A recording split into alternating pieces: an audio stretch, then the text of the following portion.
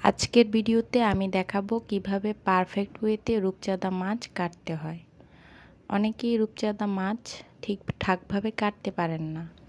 অনেকে মাথা ফেলে দেন, অনেকে লেজ পাখনা সহই ভাজি করেন, আবার অনেকে লেজ পাখনা মাথা সবই ফেলে দেন। এতে করে রূপচাঁদা মাছের যে আসল সৌন্দর্যটা ওইটা নষ্ট হয়ে যায়।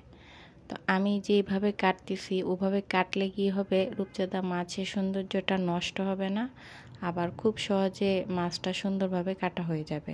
আর রূপচাঁদা মাছে কোনো আঁশ থাকে না এবং ময়লাও খুব কম থাকে। মাছটি কাটতে আমি একটা কেচির ব্যবহার করছি। আমি কেচির সাহায্যে মাছের দুপাশের যে পাখনাগুলো এগুলো কেটে দিচ্ছি। লেজের দিকটা সামান্য একটু কেটে দিয়েছি। মাথার নিচের যে পাখনাটা সেই পাখনাগুলোও কেটে দিচ্ছি।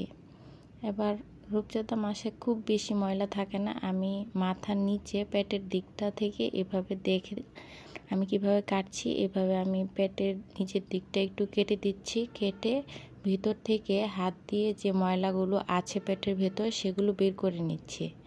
খুব সহজেই ময়লাগুলো বের হয়ে যাবে। সব ময়লাগুলো ভালোভাবে বের করে নিতে হবে। তারপর মাছটাকে ভালোভাবে লবণ এবং লেবুর সাহায্যে ধুয়ে নিতে হবে। আর মাঝখান দিয়ে এভাবে একটু কাট দিয়ে নিতে পারেন, দিলেও হয় না দিলেও হয়। রূপচাঁদা মাছ ভাজির সময় খেয়াল রাখতে হবে লবণ কম দিতে হবে, কারণ রূপচাঁদা সামুদ্রিক মাছ এমনিতেই একটু লবণাক্ত হয়ে থাকে।